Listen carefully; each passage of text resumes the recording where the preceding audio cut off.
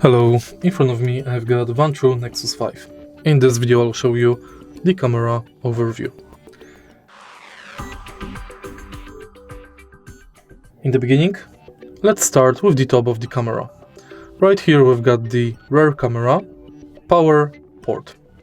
Here we've got the front-facing camera, and here we've got the front car camera. On the side we've got power button, and also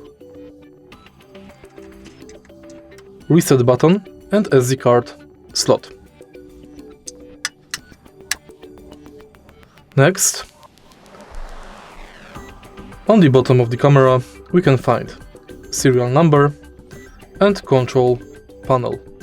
Thanks to control panel you can change mode of the camera, navigate through menu and go to menu.